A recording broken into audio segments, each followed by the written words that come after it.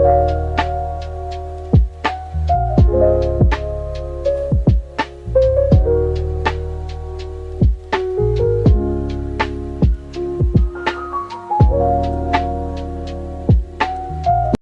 guys, long time no see. Well, sorry for the long break. I didn't expect it to be that long actually. So, as a welcome back project from our break, we'll be going on classification of living things. I know most of us are familiar with this topic, but this will be the simplified version, and I want us to take it in little by little. So, we'll just go on it on the first stage for today. We'll save the rest and we'll be taking it turn by turns.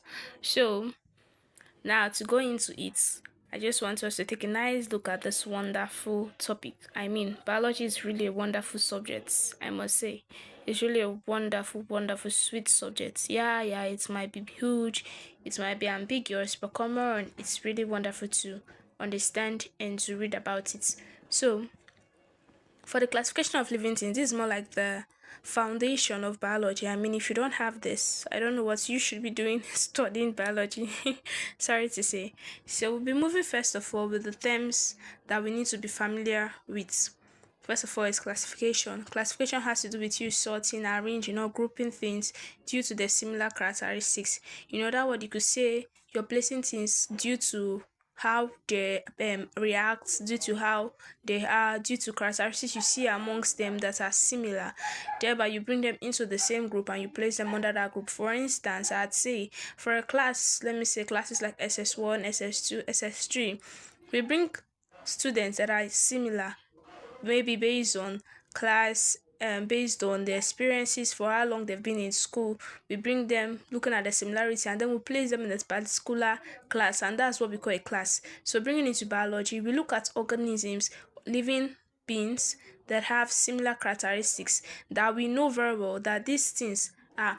When you look at this character, you find it in this other one, and then we bring them together and we place them under. That's what we call classifying or grouping or sorting living things. And then we'll move on to the next term you need to be familiar with is what we call taxonomy. It's supposed to be taxonomy, not taxonomy. It's taxonomy. Now, taxonomy has to do with a branch of biology that classifies all living things. That is a branch in biology. You know, biology has lots of branches, forestry, agriculture, and the rest of them. But for taxonomy, it classifies every living thing you see.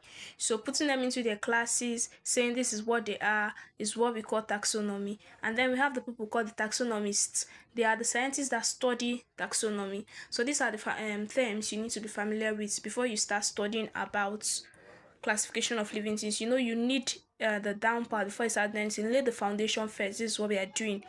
Later on, we'll start entering deep into it. So we're moving on to the next thing, what we call hierarchy by the taxonomists. Now, these scientists, they came to bring forth the classification of living things and make us to be able to sort them into classes, help us understand more about living things in a better form.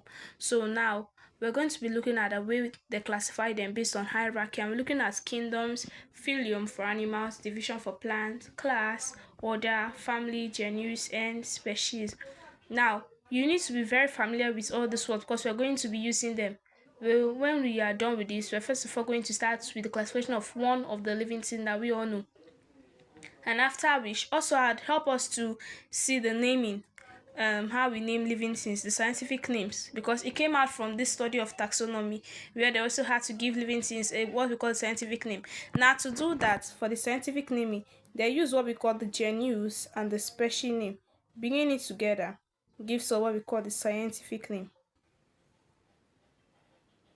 So that is it for the scientific name of all living beings. You bring the genus and the species name together. So how do you get this genus and species name? You start from the top part, which is what we call the hierarchy. We move in terms of the highest and then we come down to the lowest. So starting from the top part, we have the kingdom, the phylum, the class, the order, the family, the genus, the species. Now, yeah, you might want to cram this, but cramming never does any wonder. That's why we'll learn further on it. But first off, I want you to stay in your brain. So there's something wonderful I prepared. This that we're finding under. Now it says kids prefer delicious coffee over fresh green sweet meat. That's not a lie now.